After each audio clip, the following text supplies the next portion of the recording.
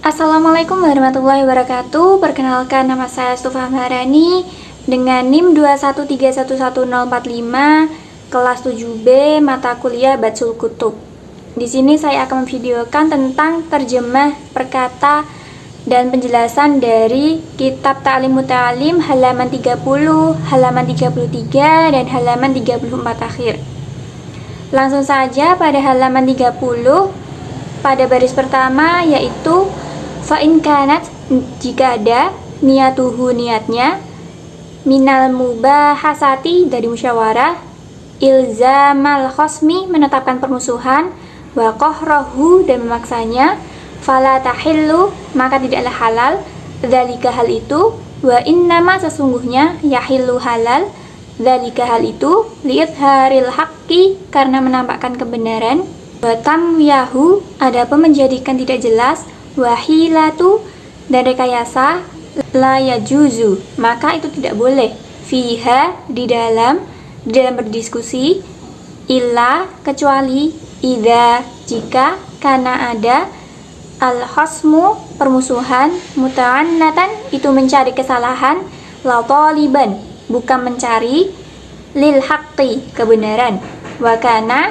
dan ada, Muhammadu bin Yahya, Muhammad bin Yahya, ida, apabila, tawajjaha, menghadapi, alaihi, atasnya, al-ishkalu, suatu kesulitan, walam yahdurhu, dan ia tidak menemukan, al-jawabu, jawaban, yaqulu, maka ia akan berkata, ma, sesuatu, alzamtahu, yang telah kamu tetapkan, lazimun, itu diterima, wa ana, dan saya, fihi, di dalamnya, nadhirun, berdiskusi, wa fauqa, dan di atas, kulli dhi ilmin, orang yang berilmu, alimun, dan ada yang lebih alim.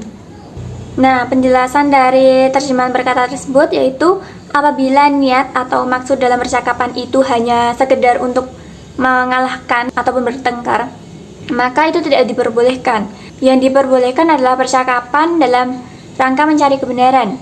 Berbicara berbelit-belit dan membuat alasan ataupun trik itu tidak diperbolehkan, kecuali jika lawan keras kepala ataupun berusaha menjatuhkan dan tidak mencari kebenaran tersebut. Nah, Syekh Muhammad bin Yahya ketika menghadapi kesulitan, beliau sendiri ketika belum menemukan jawabannya, maka beliau berkata, pertanyaanmu saya catat terlebih dahulu, lalu ku cari pemecahannya. Di atas orang alim masih ada orang yang lebih alim ataupun orang yang lebih banyak ilmunya. Selanjutnya yaitu wa faidatul mutorohati, dan bahwa faidah berdiskusi, al-munadharati, dan tukar pandangan, aqwa, itu lebih kuat, faidati mujarrodi takrir, dari sekedar faidahnya mengulang-ulang ilmu, li'anna fihi, karena di dalamnya, takroron, terdapat mengulang-ulang, waziyadatan, dan tambahan-tambahan, waqilah, dan dikatakan, mutorohatu sa'atin, berdiskusi selama 1 jam, khairon, itu lebih baik, takrori syahri, dari mengulang-ulang selama sebulan, lakin idakana, tetapi jika itu adanya, ma'amunsifin, bersama orang tepat, salimi tob'i, yang sehat tabiatnya, wa iyyaka, dan takutlah, wa mudzakarata, dan musyawarah, ma'a muta'annitin, bersama orang yang suka mencari kesalahan, ghairi mustaqimit tob'i, dan tidak lurus wataknya. Inna tabi'ata, sesungguhnya watak, musriqatun, itu dapat mencuri, wal akhlaqa, dan akhlak, muta'addiyatun, itu bisa menular, wal mujarawata, dan pertemanan, mu'afiratun, itu membekas. Mutorohah atau berdiskusi dan mudzakarah atau berdialog itu jelas lebih besar daripada sekedar mengulang-ulang pelajaran sendirian, karena di dalamnya ada pengulangan pelajaran dan juga menambah pengetahuan yang baru. Berdiskusi saat itu lebih baik daripada mengulang pelajaran selama 1 bulan jika dilakukan dengan penuh kesadaran dan cara yang baik. Hindarilah mudzakarah atau berdiskusi dengan orang yang hanya mencari menang dalam pembicaraan. tidak dengan tabiat yang jujur ataupun akhlak yang baik. Tabiat itu suka merampas dan akhlak itu mudah menjalar, sedangkan kedekatan ataupun berkumpul itu pengaruhnya besar.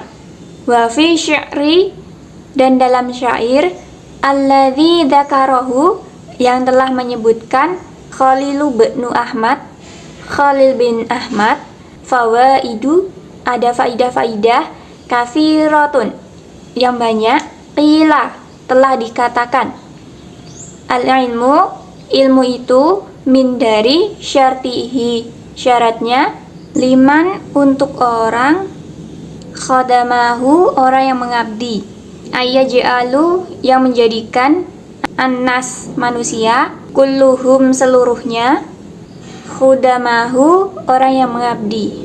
Nah, penjelasan tersebut dalam syair yang disebutkan oleh Khalil bin Ahmad terdapat banyak faidah. Di antara syaratnya orang yang mengabdi pada ilmu adalah agar seluruh manusia berkhidmat atau mengabdi kepada ilmu tersebut. Wa yambaghi, dan seyogyanya, li talibil ilmi, bagi penuntut ilmu, ayyakuna, keadaannya, mata amilan, ia seorang pemikir, fi jami'il awqati, di semua waktunya, fi daqaiqil ulumi, dan lembutnya ilmu, wa ya'tadu, dan membiasakan, dzalika, akan hal itu, fa innama, dan sesungguhnya, yudrik, ia menemukan, ad-daqaiqa, perkara yang lembut, bi ta'ammuli, dengan berfikir, walihada, dan karena inilah, qila, dikatakan, ta'ammal, berfikirlah, tudrik, maka kamu akan menemukannya. Nah, penjelasan tersebut hendaknya orang yang menuntut ilmu selalu merenung dalam setiap waktunya tentang detail ilmu dan membiasakan hal itu. Sesungguhnya detail ilmu itu hanya bisa dihasilkan dengan banyak merenung. Oleh karena itu dikatakan merenunglah atau berfikirlah, maka kamu akan mendapatkan atau menemukannya. Wala buddha, dan hendaklah, minat ta'amali, dari berfikir, qablal kalami, sebelum berbicara, hatta yakunu, sehingga ia, sawaban, itu benar ucapannya.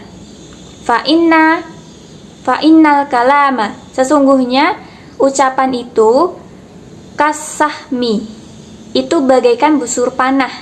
Fala buddha, maka hendaknya, min taqwimihi, meluruskannya, bita'ammuli, dengan berfikir, qoblal kalami, sebelum bicara, hatta yakunu, hingga keberadaannya, musiban, tepat sasaran. Waqala, dan ulama berkata, fi usulil fiqh, dalam kitab usulul fikih, hada, ini, aslun, adalah pokok, kabirun, yang besar, wahwa, dan dia, ayyakuna, hendaknya ada, kalamul fiqihi, pembicaraan ahli fikih, al-munadiri, yang luas pandangannya, bita'ammuli, dengan berfikir.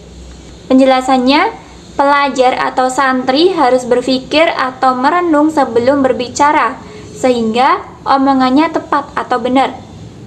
Karena ucapan itu laksana anak panah, harus meluruskannya dengan merenung atau berfikir terlebih dahulu sebelum berbicara, sehingga benar dan tepat sasaran.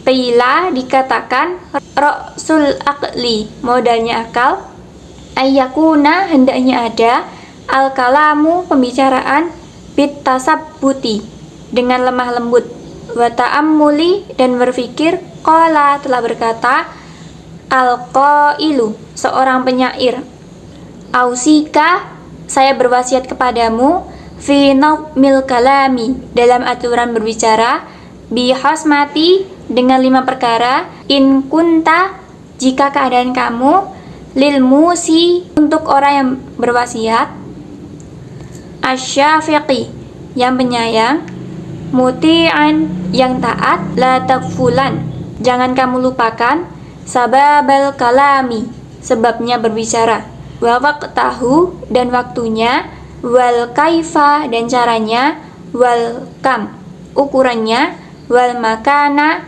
dan tempatnya, jami'an, semuanya. Penjelasannya, dikatakan dari puncak akal adalah berbicara dengan tepat, tidak sembarangan, serta dipikir terlebih dahulu. Seseorang berkata, saya berpesan kepadamu, runtutan atau aturan pembicaraan itu ada 5 perkara. Jika kamu orang yang murah hati dan taat kepada orang yang berwasiat, janganlah kamu melupakan sebab pembicaraan, waktunya berbicara, bagaimana cara berbicara, berapa lama berbicara, dan tempatnya berbicara secara keseluruhan. Selanjutnya halaman 33. Wa qad kana, dan sungguh ada, li Muhammad ibnil Hasan, bagi Muhammad bin Hasan, malun, harta, kafirun, yang banyak, hatta, hingga, kana ada, lahu miliknya, salasumi satin sebanyak 300, minal wukalai, dari pegawai, ala, atas, malihi, hartanya, fa'anfaqahu, maka ia menginfakkan, kullahu, semuanya, fil ilmi, pada ilmu, wal fiqhi, dan fikih, walam yabqa, dan tidak tersisa, lahu, baginya, saubun, pakaian, nafisun, yang bagus, fara'u, maka melihatnya, Abu Yusuf, fi saubin, dalam pakaian, khaliqin, yang lusuh, fa'arsala, maka Abi Yusuf mengirimkan, ilaihi, kepadanya, siyaban, pakaian, nafsiyatan, yang bagus, falam yaqbalha, tapi Syekh Muhammad tidak menerimanya.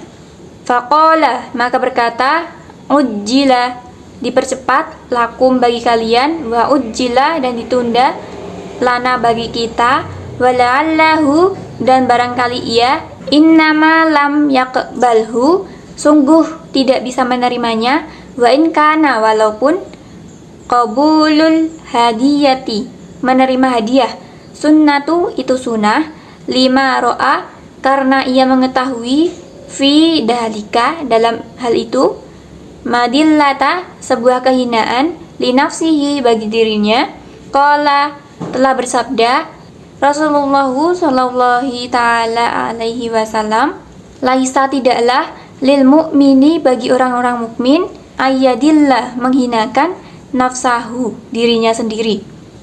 Penjelasannya, Muhammad ibnu Hasan mempunyai harta yang sangat banyak. Dia mempunyai 300 orang pegawai yang mengurusi kekayaannya. Semua hartanya dia infakkan seluruhnya dalam urusan ilmu dan fikih, sehingga tidak tersisa pakaian yang berharga untuk dirinya. Maka saat Abu Yusuf melihatnya memakai pakaian yang lusuh, lalu dia mengaturkan sepotong pakaian yang masih bagus untuknya. Namun Syekh Muhammad tidak berkenan menerimanya, dan dia berkata, untukmulah harta dunia dan untukku harta akhirat. Dia tidak mau menerimanya, sekalipun menerima hadiah baginya hukumnya sunnah. Barangkali ia berpendapat bahwa hal itu dapat menghinakan dirinya. Rasulullah Shallallahu Alaihi Wasallam bersabda, tidak boleh bagi orang mukmin menghinakan dirinya. Wahukia, diceritakan, ananna syaikha, sesungguhnya Syekh Fakhrul Islam Al-Arsabandi, jamaah, mengumpulkan, usyurul batik, kulit semangka, al-mulqai, yang dijatuhkan, fi makanin, pada tempat, khalin, yang sepi, fa'akalaha, kemudian ia memakannya, fa'arathu, maka melihatnya, jaritun, seorang budak wanita, fa'akhbarat, maka dia mengabarkan, bidzalika, dengan hal itu, maulaha, pada majikannya, fa'attakhoda, maka dia meminta, lahu, kepadanya, da'watan, undangan, fada'ahu, maka mengundangnya, ilaiha, pada undangan, falam yaqbal, maka ia tidak menerima, lihada, pada undangan ini. Nah, diceritakan bahwa Syekh Fakhrul Islam Al-Arsabandi mengumpulkan kulit semangka yang sudah dibuang, lalu di tempat yang sepi beliau memakannya. Kemudian ada seorang budak perempuan yang melihatnya dan memberitahukan hal tersebut kepada majikannya. Kemudian disiapkan jamuan untuknya. Namun demi menjaga dirinya agar tidak tercemar, Syekh Fahrul Islam menolak jamuan tersebut. Wahakadha, demikian juga yang bagi sebaiknya li talibil ilmi, bagi penuntut ilmu, ayyakuna, hendaklah dia dahimmah, mempunyai cita-cita aliyah, yang tinggi, la mau, dia tidak tamak, fi amwalin nasi, pada harta manusia.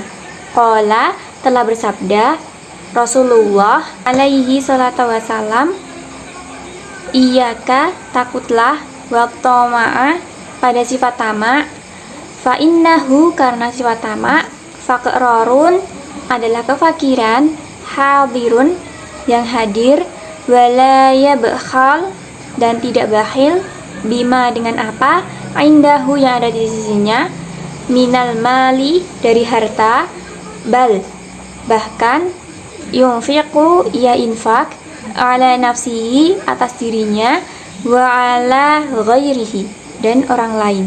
Penjelasannya, demikianlah hendaknya para penuntut ilmu atau santri tersebut memiliki cita-cita yang tinggi dan tidak tamak atau rakus terhadap harta benda yang dimiliki oleh orang lain.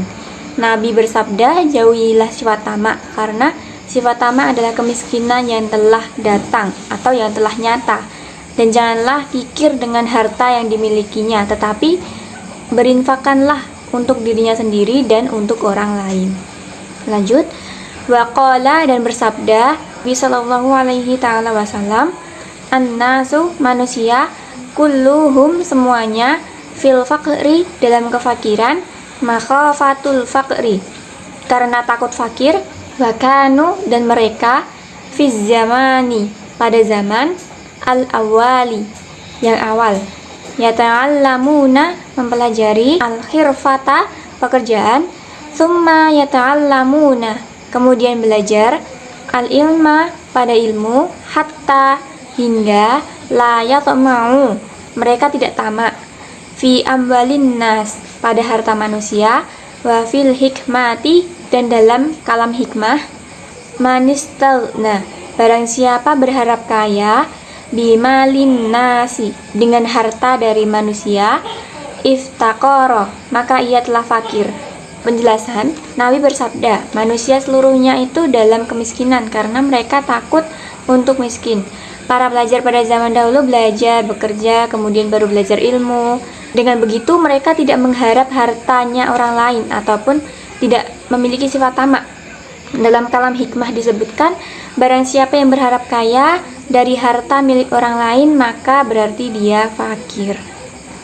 Lanjut, wal alimu, bahwa orang alim, idza kana, jika dia tamaan, tamak, lam yabqa, maka tidak akan tetap, lahu, baginya, hurmatul ilmi, kehormatan ilmu, wala yaqulu, dan tidak berbicara, bil haqqi, dengan sesuatu yang benar, lihada, dan karena inilah, karena dia, yata'awwadu, memohon perlindungan, sahibus syar'i, pemilik syariat, alaihi assalamu, salam, wa yaqulu, dan beliau berdoa, a'udzubillahi, aku berlindung kepada Allah, min tama'in, dari sifat tamak, yudakni, yang mendekatkan, ila taba'in, pada watak tercela.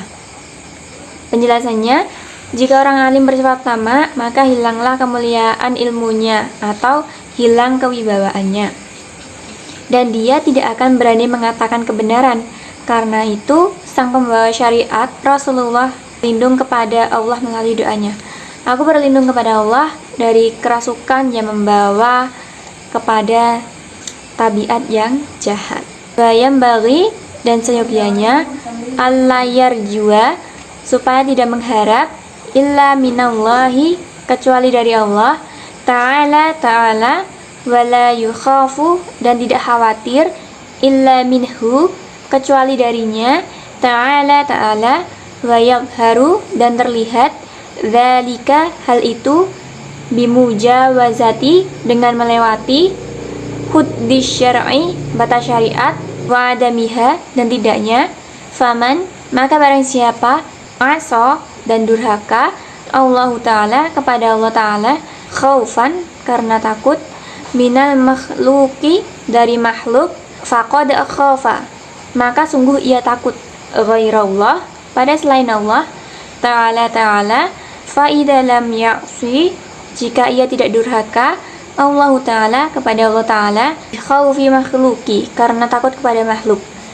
waraqabah, dan menjaga, hududash syar'i, batas-batas syariat, falam yakhaf, maka ia tidak takut, ghairallahi, pada selain Allah Ta'ala, bal khafa, tetapi ia takut, Allah Ta'ala, kepada Allah Ta'ala. Wakadha, begitupun fi janibir roja'i, dalam masalah berharap kepada Allah. Penjelasannya, dan sebaiknya jangan berharap kecuali kepada Allah dan jangan takut kecuali pada Allah. Sikap tersebut bisa diukur dengan melampaui batas-batas agama atau tidak. Barang siapa maksiat kepada Allah karena takut kepada makhluk, maka sesungguhnya dia takut kepada selain Allah. Dan apabila tidak maksiat kepada Allah karena takut kepada makhluk dan dia berjalan pada batas syariat, maka dia tidak takut pada selain Allah. Bahkan sebaliknya, dia termasuk takut kepada Allah. Begitu pula dalam masalah harapan seseorang. Yang bagi dan sebaiknya li talibil ilmi, bagi penuntut ilmu, ayya'udda, supaya membatasi, wa yuqaddira, dan mengira-ngirakan, li nafsihi, untuk dirinya, taqdiron, dengan kira-kira, fi takrori, dalam mengulang-ulang, fa innahu, maka sesungguhnya, la yastaqirru, tidak akan mantap, qalbuhu, hatinya, hatta, hingga, yablu, mencapai, dzalikal mablawi, pada tempat yang dituju. Penjelasannya, hendaknya orang yang menuntut ilmu menghitung dan mengukur untuk dirinya sendiri dengan ukuran tertentu dalam mengulangi pelajaran. Sesungguhnya pelajaran tidak akan menetap ataupun masuk ke dalam hati hingga dia menetapkan yang demikian itu. Selanjutnya pada halaman 34 bagian akhir, wakana, dan ada, ustadhuna, guru kita, asyaikhu, syekh, al-qadi, al-imamu, al-imam, fakhrul islam, qadikhana, qadihan, yaqulu, dia berkata, yambaghi, seyogyanya, lil mutafaqqihi, bagi orang yang belajar fikih, ayyahfadha, supaya ia hafal, nuskhatan, naskah, wahidah, yang satu, min nusahil fikhi, dari naskah kitab fikih, daiman, selamanya, fayatayasaru, maka akan mudah, lahu, baginya, ba'da dalika, setelah itu, hifduma, menghafal sesuatu, sami'a, yang ia dengar, minal fiqhi, dari fikih. Penjelasannya, guru kami Asy-Syaikh Al-Qadli Al-Imam Fakhrul Islam Qadlihan berkata, sebaiknya orang yang mendalami ilmu agama menghafalkan satu kitab fikih untuk selamanya, maka hal itu lebih memudahkan baginya untuk menghafal apa yang dia dengar tentang fikih. Nah, mungkin itu saja yang dapat saya sampaikan. Bila ada salah kata mohon dimaafkan. Bila ada salah mohon dibenarkan. Kurang lebihnya mohon maaf. Wassalamualaikum warahmatullahi wabarakatuh.